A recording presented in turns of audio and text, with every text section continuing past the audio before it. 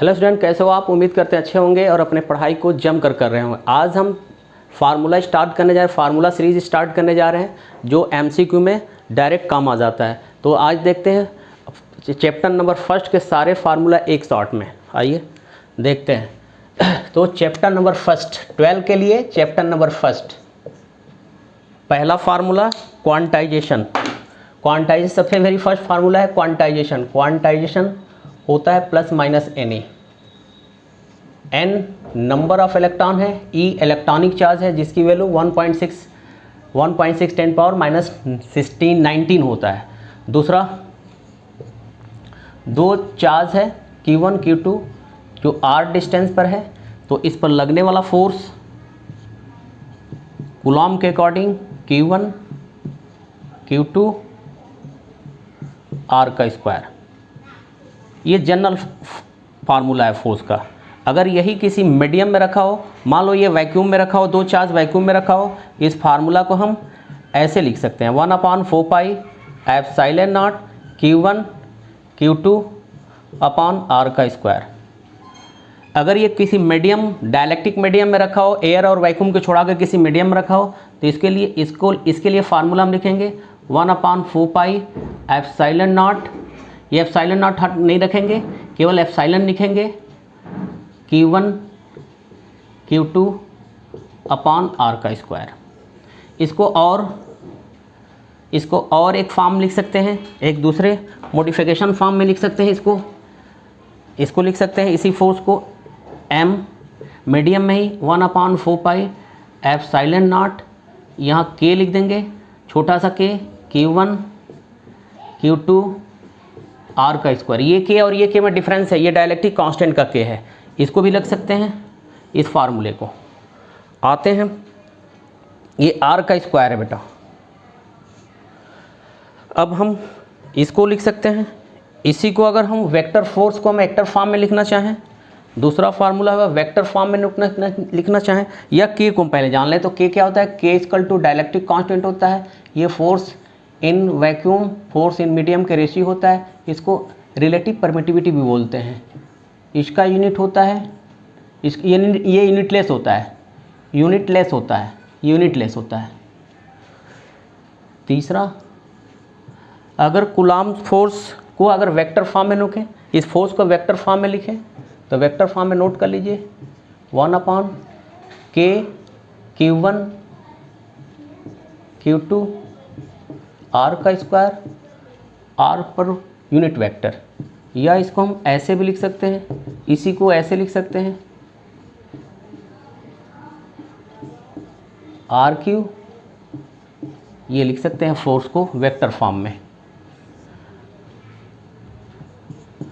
अगर कोई एक चार्ज है, यहाँ पर चार्ज है और यहाँ से r डिस्टेंस पर मेरे को पॉइंट P पर इलेक्ट्रिक फील्ड निकालना है, तो हम इलेक्ट्रिक फील्ड निकाल लेंगे KQ अपॉन r का स्क्वायर। ये जनरल है, इलेक्ट्रिक फील्ड का जनरल फार्मूला है। अगर एयर में रखा हो ये चार्ज एयर या वैक्यूम में रखा हो, इस पॉइंट पर इलेक्ट्रिक फील्ड निकालना हो तो k की जगह पर ये यहाँ रख देंगे, ये वाला रख देंगे। अगर किसी मीडियम में रखा हो तो ये रख देंगे k की जगह पर, ये रख सकते हैं k की जगह पर। इसको अगर वेक्टर फॉर्म में निकालना चाहें, इसको तो वेक्टर फॉर्म में निकाल लेंगे KQ r का स्क्वायर, या r के Q कर दो डायरेक्ट, वहाँ देखे हो आप, ऐसे लगा सकते हो, नोट करें। तो देखो क्वांटाइजेशन में आ गया। क्वांटाइजेशन का फार्मूला ये, फोर्स का फार्मूला ये। जब फोर्स मीडियम एयर में रखा हो या वैक्यूम में रखा हो तो ये फार्मूला अप्लाई करेंगे। अगर किसी मीडियम में रखा हो तो ये फार्मूला या ये फार्मूला अप्लाई करेंगे। डायलेक्ट्रिक कांस्टेंट है, ये डायलेक्ट्रिक कांस्टेंट निकालेंगे इससे। ये फोर्स का वेक्टर फॉर्म है, ये इलेक्ट्रिक फील्ड इंटेंसिटी है, और ये वेक्टर फॉर्म इलेक्ट्रिक फील्ड का है। आते हैं, देखते हैं अब नेक्स्ट फार्मूला।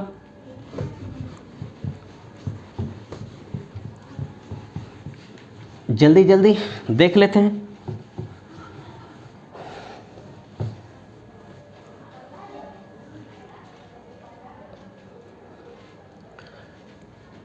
कोई चार्ज Q0 है, इस पर कई चार्ज फोर्स लगा रहे हैं, Q2 Q3 दैट इज कई चार्ज इस पर फोर्स लगा रहे हैं, तो सुपरपोजिशन से इसका फोर्स पर नेट फोर्स निकालते हैं। तो प्रिंसिपल ऑफ सुपरपोजिशन देख लेते हैं। Net force equal to 0 1 vector में, ये वेक्टर में सारे रहेंगे, 0 2 वेक्टर में, 0 3 वेक्टर में, प्लस प्लस ऐसे करके F0n वेक्टर में।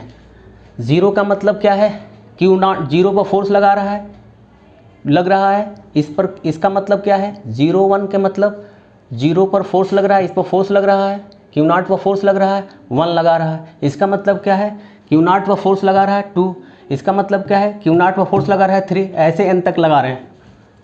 नोट कर लें। आइए देखते हैं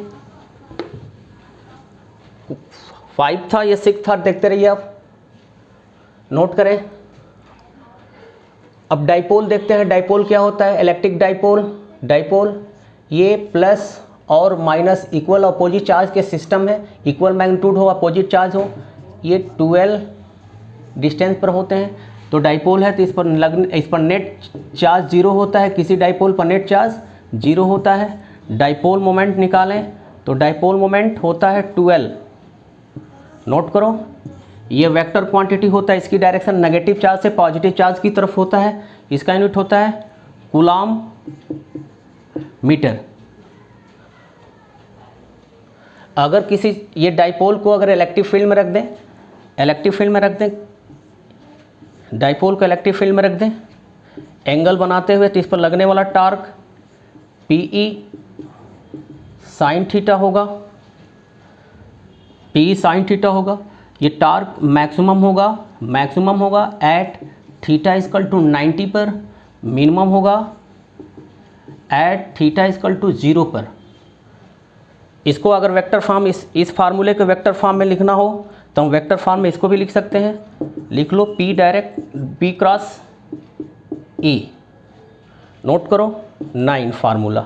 तो देखा क्या हमने देखा, डाइपोल देखा। डाइपोल क्या होता है, ये सिस्टम है 2 इक्वल एंड अपोजिट चार्ज का, इस पर लगने वाला नेट फोर्स 0 होता है। Dipole moment Q2L।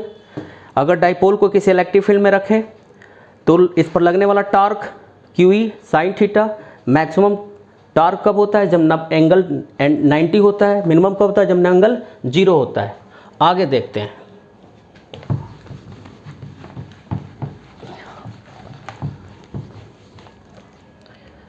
आगे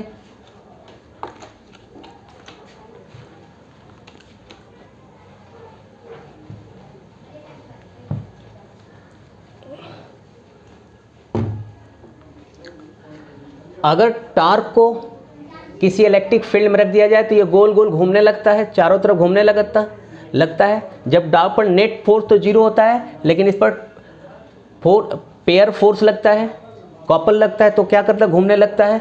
तो अगर चार्ज ऐसे रखा हुआ है तो थीटा ये माइनस प्लस चार्ज थीटा रखा, थीटा एंगल पर रखा, फिर इसको मैंने घुमाकर ऐसे लेके चले आए, ऐसे मैंने घुमा दिया, इसको ऐसे घुमा दिया, तो ये θ2 हो गया। तो इस पर घुमाने में कितना वर्क किया गया या कितना ये पोटेंशियल एनर्जी रखा हुआ है, तो ये होता है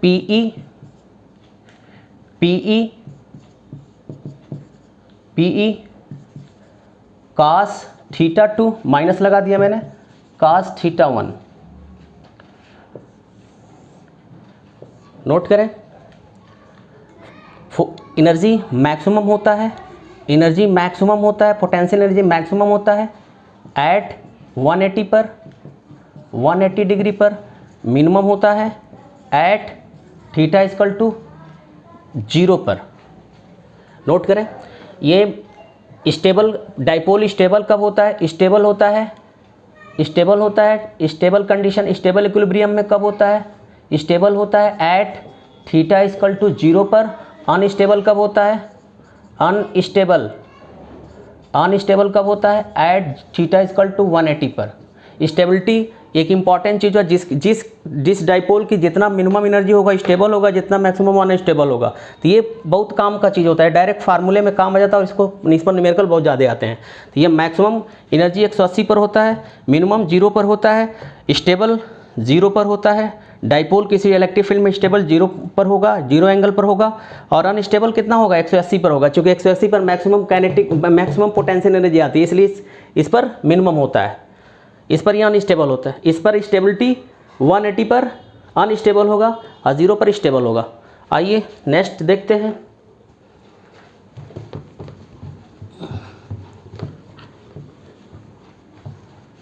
इलेक्ट्रिक फ्लक्स, इलेक्ट्रिक फ्लक्स देखते हैं। 11 था, ये 12 नंबर, ये देखो आप काउंट करते रहना कितना नंबर हो, नंबर मेरे को याद नहीं हो रहा है, ठीक है। आइए देखते हैं। अब हम देखेंगे इलेक्ट्रिक फ्लक्स। तो इलेक्ट्रिक फ्लक्स का फार्मूला होता है phi equal to E S cos theta, ये कास थीटा होता है। ये भी होता है इलेक्ट्रिक फ्लक्स का फार्मूला 13 नंबर फार्मूला, 13 नंबर ये है। ये भी इलेक्ट्रिक फ्लक्स का फार्मूला होता है इलेक्ट्रिक फ्लक्स का क्यू एप्सिलॉन नॉट, इसे हम गॉस थ्योरम भी कहते हैं। गॉस थ्योरम से नोट कर लें, नोट कर लें। नेक्स्ट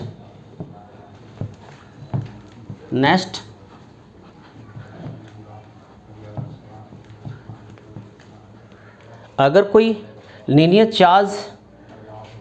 चार्ज किसी लीनियरली चार्ज फैला हो किसी वायर पर चार्ज फैला हो, इससे इलेक्ट्रिक फील्ड में लीनियर, हम एक वायर है या कोई कंडक्टर है और r डिस्टेंस पे मेरे को इलेक्ट्रिक फील्ड निकालना है, तो गॉस थ्योरम से इस फार्मूले को निकालना हम लोग जान चुके थे।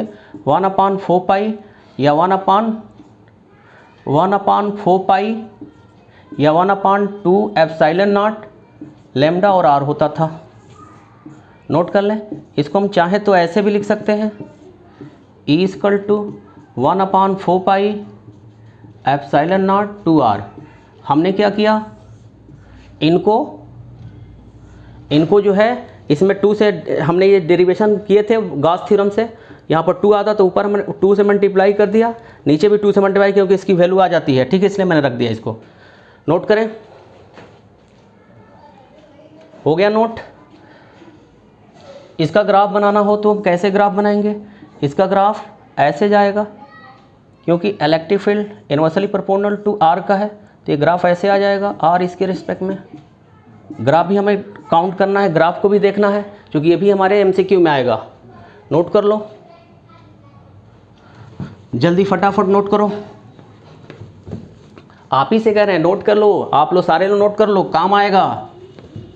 देखते हैं।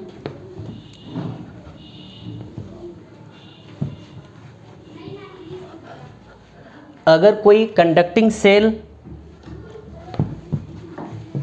स्फीयर, कंडक्टिंग सेल और स्फीयर है 14 नंबर, कंडक्टिंग सेल और स्फीयर कंडक्टिंग है, इसको मैं यहाँ, इसका रेडियस r है, कैपिटल R, मेरे को सेंटर पर निकालना है, यहाँ निकालना है, इसको सेंटर को C कर दूँ B, और मेरे को यहाँ पर इलेक्ट्रिक फील्ड निकालना है। तो मैं बाहर से स्टार्ट करता हूँ, C पर निकाले, कंडक्टिंग होना तब, ये कंडक्टिंग से स्फीयर है तब C पर इलेक्ट्रिक फील्ड देखो ये आएगा 1/4 pi epsilon not Q upon R का स्क्वायर। ए बी, यहाँ A रख देता हूँ बेटा, A पर निकालना है। अगर B पर निकालना है तो पहला था, इसमें 14 में E पर निकालना है, B पर निकालना हो तो 1/4 पाई एप्सिलॉन नॉट Q और R के जगह पर स्पेयर वाला रख दे, इसके रेडियस रख देते हैं, ये हो जाता है। या इसका एक ये भी फॉर्म है, इसको लिख सकते हैं सिग्मा अपान लिख सकते हैं एप्सिलॉन नॉट, ये भी होता है। और सेंटर पर निकालना है तो किसी भी कंडक्टर के सेंटर पर इलेक्ट्रिक फील्ड या अंदर इलेक्ट्रिक फील्ड 0 होता है, किसी भी पॉइंट पर, सेंटर या किसी, अगर कंडक्टिंग है कंडक्टर पर सारे चार्ज जो है सरफेस पर आ जाते हैं, तो अंदर कोई चार्ज नहीं होता, इसलिए इलेक्ट्रिक फील्ड किसी भी पॉइंट पर अंदर 0 होता है। और जब ये 0 होता है, इसमें पोटेंशियल कांस्टेंट होगा। चलिए नोट करें। अगर मैं ये कंडक्टिंग था, नॉन कंडक्टर अगर हो, अगर नॉन कंडक्टर या नॉन कंडक्टिंग हो या इन डाइलेक्ट्रिक हो, स्फीयर है, ये इसका रेडियस वही है r, C पर मेरे को निकालना है, B पर निकालना है, A पर निकालना है। तो देखें क्या होगा, यहाँ पर A पर इलेक्ट्रिक फील्ड 1/4 पाई वही रहेगा, जो ये था वही रहेगा। देखो जो हमने ये किया है वही रखेंगे, यहाँ रखो Q अपान आर का स्क्वायर बी पर रखो, बी पर भी सेम रहता है, वही वाला बनेगा, बस अंदर बदल जाएगा। 4 पाई epsilon not Q upon capital R का स्क्वायर, या इसको हम ऐसे भी लिख सकते हैं, इसका दूसरा फॉर्म चार्ज डेंसिटी के टर्म में।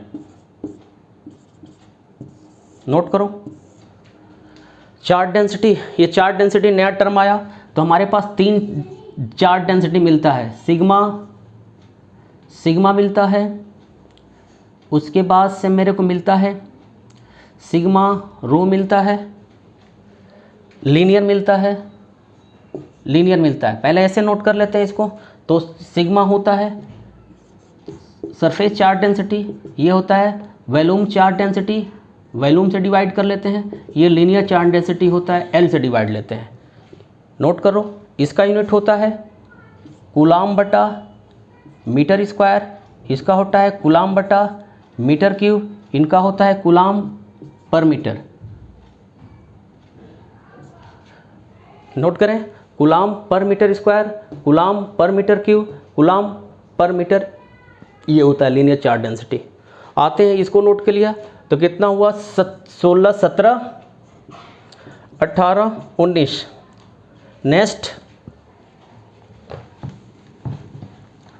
यहाँ इन पर देख लें, इनके सेंटर पर जीरो नहीं होता है, क्योंकि नॉन कंडक्टिंग या इंसुलेटर में, नॉन कंडक्टिंग या डाइलेक्ट्रिक में, डाइलेक्ट्रिक अगर ये स्पेयर है हो या स्पेयर हो या कोई कंडक्टिंग नॉन कंडक्टिंग स्पेयर हो, ठीक है, तो इसमें क्या आएगा, नोट करें, स्पेयर, और उसके बाद आप किस कर सकते हैं हॉलो स्पेयर, कुछ भी हो, तो इसमें क्या आएगा, इसका अंदर ये इलेक्ट्रिक फील्ड आएगा। नोट करें, ये आएगा sigma upon R Q. Note करें, तो इसका ग्राफ, पहले इसका ग्राफ बना लें। इसका ग्राफ क्या बनेगा, इस वाले के लिए ग्राफ बना लें, पहले इस वाले के लिए ग्राफ बनाते हैं। तो ये ग्राफ इसका बनेगा, ये अंदर इलेक्ट्रिक फील्ड 0 होता है, ये अंदर इलेक्ट्रिक फील्ड 0, सरफेस पर मैक्सिमम होता है, फिर ऐसे कम होता जाता है, यहाँ पर मैक्सिमम इलेक्ट्रिक फील्ड होता है, मैक्स होता है, सरफेस पर मैक्स होता है, और फिर धीरे धीरे ये इन्वर्सली प्रोपोर्शनल डिक्रीज होने लगता है इलेक्ट्रिक फील्ड। नोट करें, इसका अगर ग्राफ ले लें, ग्राफ इसका भी बना लें, तो इसका ग्राफ देखें, यहाँ इसका ग्राफ पहले तो देखिए डायरेक्टली प्रोपोर्शनल यहाँ पर आ रहा है, ये आर क्यू है, ये देखो डायरेक्टली प्रोपोर्शनल, आर का डायरेक्टली प्रोपोर्शनल बन रहा है, तो इसका ग्राफ ऐसे जाता है, फिर ऐसे आता है,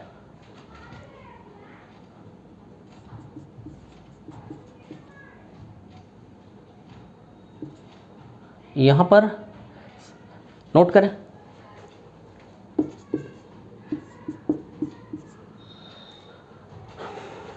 ग्राफ भी नोट करते जाएं, बड़ी काम आएगा एमसीक्यू में, समझे। नोट करो, पास करके नोट करो बेटा, डियर नोट कर लो स्टूडेंट, सारे लोग नोट कर लें।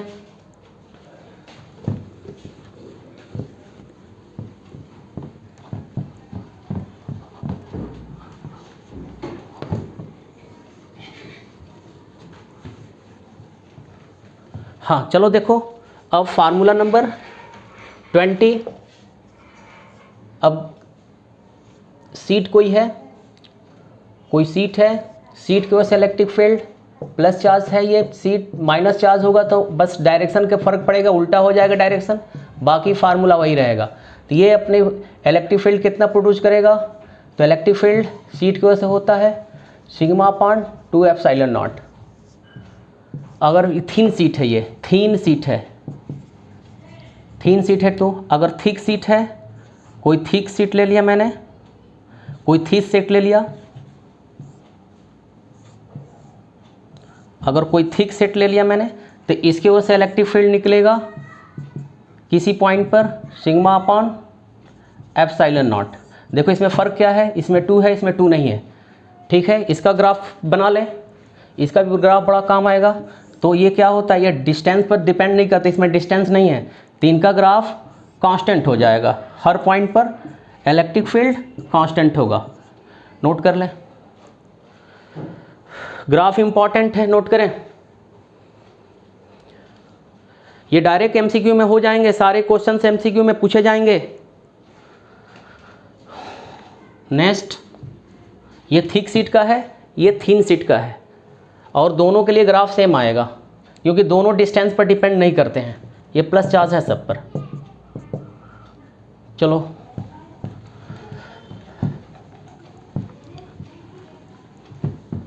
तो आप लोगों ने आई होप करते जा रहे हैं सारे, अपने नोट्स में इसको एक जगह दे दिया करें, इसको नोट्स में अपने जगह पर रख दें, कहीं काम आएगा बहुत। आप देख ही रहे हैं कितना काम आएगा। अब देखें, यहाँ से अगर मैं डाइपोल के वजह से एक्सियल लाइन पर इलेक्ट्रिक फील्ड निकाले, डाइपोल की वजह से इलेक्ट्रिक फील्ड निकाले एक्सियल लाइन पर। ये डाइपोल है, माइनस क्यू प्लस क्यू, ये 12 डिस्टेंस है, एक दूसरे से 12 डिस्टेंस पर है। ये सेंटर से r डिस्टेंस पर कोई पॉइंट P है जहाँ पर मेरे को इलेक्ट्रिक फील्ड निकालना है। तो इलेक्ट्रिक फील्ड का डायरेक्ट एक्सियल लाइन पर इलेक्ट्रिक फील्ड निकालें, एक्सियल पर, तो ये बनेगा 1 मीडियम नहीं है तो 1/4 पाई 1/4 पाई एप्सिलॉन नॉट RQ, या आप इसको ऐसे भी लिख सकते हो। अगर हम अप्रॉक्स ना ले तो ऐसे बनता है, या अप्रॉक्सीमेशन ले ले तो maximum 1/4 pi epsilon not 2P RQ। ये L को मैंने छोड़ दिया, अप्रॉक्सीमेशन लिया मैंने, ठीक है ना। इसके रिस्पेक्ट में L जो है R के रेस्पेक्ट में बहुत छोटा है, तो वेक्टर फॉर्म इसका भी लिख सकते हैं, काम आ जाएगा। वेक्टर फॉर्म बच्चे नहीं जान पाते हैं। तीन का डायरेक्शन देखो, ये डाइपोल का डायरेक्शन होता है PE, उधर ही इसका डायरेक्शन, इलेक्ट्रिक फील्ड की भी डायरेक्शन उधर ही होता है। तो मैं इसको वेक्टर फॉर्म में नोट करूँगा, तो PE RQ, और यहाँ पर P एक लगा देंगे वेक्टर कैप में, P लगा देंगे। इसका मतलब है कि E का डायरेक्शन P की तरफ है। नोट करो, बहुत काम का फार्मूला है सब ये। आ जाइए, अगर इक्वेटोरियल निकालना है, इक्वेटोरियल या बाइसेक्टर निकालना है डाइपोल को से, तो बाइसेक्टर R डिस्टेंस पर निकालना है, डिस्टेंस यही 12 है, ये P पर निकालना है। तो ये इक्वेटोरियल या बाइसेक्टर कहते हैं। इक्वेटोरियल 1/4 पाई हो जाएगा एप्सिलॉन नॉट P, ये देखो इसका आधा होता है, P R का Q, L का R का स्क्वायर, L का स्क्वायर 3/2, ये फार्मूला बनेगा। इसको अप्रॉक्स लिख सकते हैं, ये अप्रॉक्सीमेशन लिख सकते हैं। अप्रॉक्स भी फार्मूला इसका होता है 1/, नहीं तो अगर डिस्टेंस इसके कंपेयर में छोटा नहीं होगा तो ये फार्मूला अप्लाई करेंगे, और नहीं अप्रॉक्स लेना होगा तो ये फार्मूला आपको अप्लाई करना होगा। नोट कर लें, तो देखा क्या मैंने कि ये फार्मूला इससे आधा है, मतलब ये 2 गुना है, ये 1 टाइम है, ठीक है। बाकी ये है, इनका वेक्टर फॉर्म नोट कर लें, ये बड़ी काम का वेक्टर फॉर्म। तो देखो इनका वेक्टर फॉर्म क्या आएगा, ये इनका ऐसे, ये ऐसे, ये इस लाइन में, इनका रिजल्टेंट का इलेक्ट्रिक फील्ड का डायरेक्शन उल्टा आ जाता है। देखो ये डाइपोल मोमेंट का इधर डायरेक्शन होता है और ये उल्टा आता है। तो वेक्टर फॉर्म मेरे को लिखना होगा, इसका वेक्टर फॉर्म इक्वेटोरियल में लिखना होगा, तो हम लिखेंगे 1/4 पाई एप्सिलॉन नॉट P पर वेक्टर RQ, यहाँ लगा देंगे माइनस, आगे माइनस, अब P कैप। माइनस इसलिए ये बता रहा है कि डाइपोल के डायरेक्शन में ये बड़ी काम की चीज़ है, यहाँ बड़ी काम का फार्मूला मैं दे रहा हूँ। ये डायरेक्शन ये जल्दी किताबों में नहीं दिया है, तो यहाँ पर ही ध्यान देंगे, माइनस इसलिए मैंने किया है, ये शो करता है कि डाइपोल मोमेंट का डायरेक्शन इधर है, इलेक्ट्रिक फील्ड का डायरेक्शन इधर है, इसलिए नेगेटिव यहाँ पर आ गया, ठीक है। ये वेक्टर फॉर्म हुआ। आइए एक और फार्मूला देखते हैं इसका। तो लगभग हमने क्या किया, पूरे चैप्टर का फार्मूला 1 शॉट में देख लिया, जो हमारे लिए बहुत काम के लिए, मतलब अपने लिए, आप लोगों के लिए बहुत काम के लिए, बहुत काम का फार्मूला है। अगर ये इलेक्ट्रिक फील्ड किसी पॉइंट, एनी पॉइंट पर रखा, ये तो डाइपोल एक्सियल नहीं, electric field due to dipole any point, किसी भी पॉइंट पर नोट करो। ये तो किस पर था, ये था एक्सियल था, इक्वेटोरियल था, अब एनी पॉइंट नोट करें। इसके लिए होता है फार्मूला PQ के पी √3 cos स्क्वायर थीटा +1, ये नोट करो, ये किसी भी पॉइंट पर फार्मूला, इसको हम जनरल फार्मूला भी कहते हैं। के वैल्यू हम ऐसे भी लिख सकते हैं इसको 1/4 पाई एप्सिलॉन नॉट r3, के को रख दिया मैंने, के की वैल्यू हटा कर रख दिया किसी में वैक्यूम के लिए। तो इस तरह मैंने देखा सारे फार्मूला को हम एक वन शॉट में देख लिया, और जल्दी जल्दी इसको अपने कॉपी में नोट कर लो, याद कर लो, क्योंकि एमसीक्यू डायरेक्ट इसी पर बन कर आएंगे और एमसीक्यू में ये सारे क्वेश्चंस बन कर आ जाएंगे। ठीक है, तो मैं आज से फार्मूला से स्टार्ट कर रहा हूँ। अब वेट करो, हमारी एमसीक्यू सीरीज़ की बस जल्दी से आने वाली है। ठीक है,